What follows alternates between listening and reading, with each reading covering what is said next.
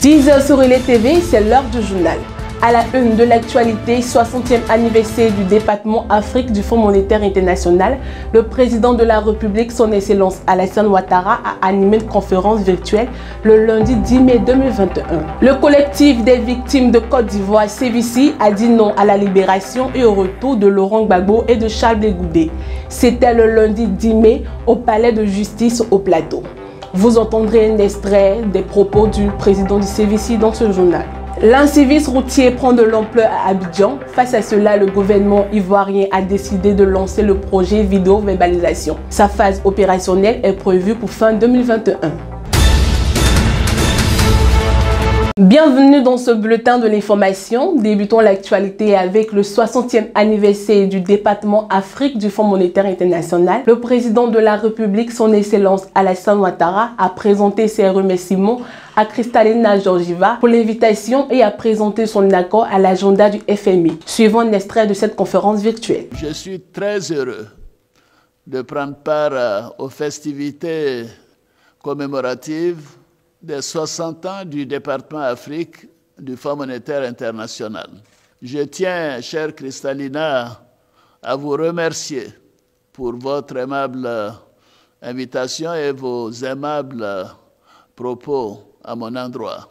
Votre agenda pour 2021, auquel nous adhérons pleinement, ainsi que la rapidité avec laquelle le FMI et la Banque mondiale ont adressé conjointement la pandémie Covid-19, en sont un exemple éclatant. Le montant des besoins de financement en Afrique subsaharienne pour accroître les dépenses de lutte contre la pandémie et le terrorisme, maintenir des réserves suffisantes et accélérer la reprise économique est estimé sur les 5 prochaines années par le FMI à environ 425 milliards de dollars américains.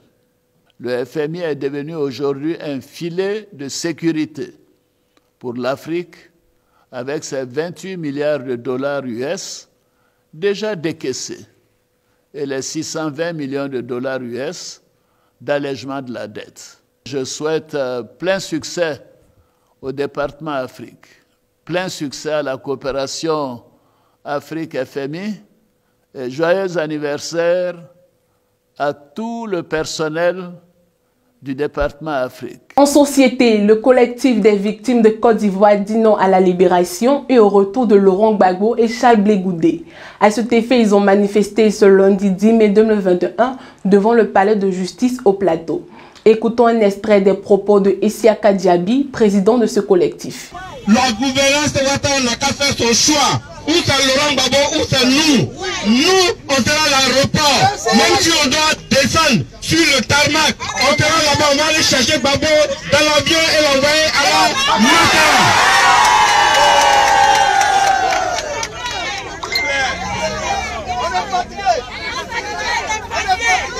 Toujours celui qui tue. Toujours celui qui tue. On va à la réconciliation. Laissez tout tomber. On va à la réconciliation depuis 2001. On est dans ça. On est fatigué. On est fatigué.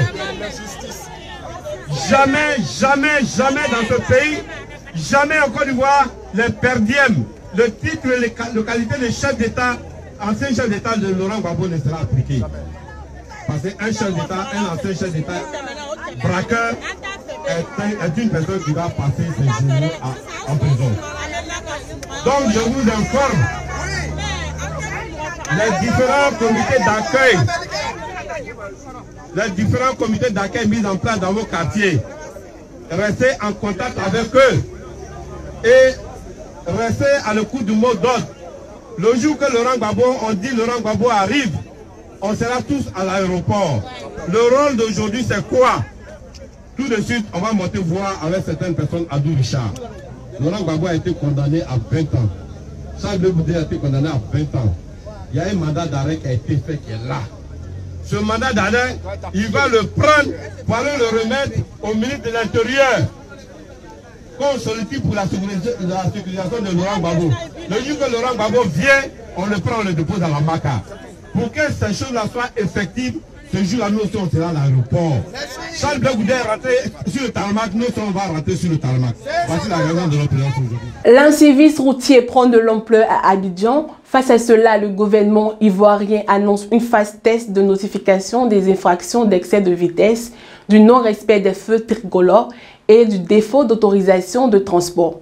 Cette phase annonce pour bientôt l'entrée en vigueur de la vidéo-verbalisation. Les axes concernés par la dite vidéo-verbalisation sont les suivants. Le boulevard de la Paix Plateau Carina, le boulevard de France, le boulevard C de Cocody Plateau, le boulevard VGE, le boulevard Général de Gaulle de Trècheville, la voie express Adjamé-Yopougon, l'autoroute Abidjan-Bassam, le boulevard Lagunaire. Parlons à présent de la coupure intempestive d'électricité en Côte d'Ivoire.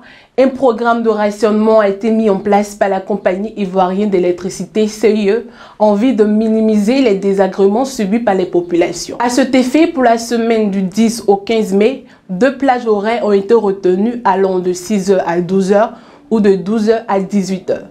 C'est la fin de ce journal hebdomadaire. On se dit à bientôt pour un autre bulletin de l'information.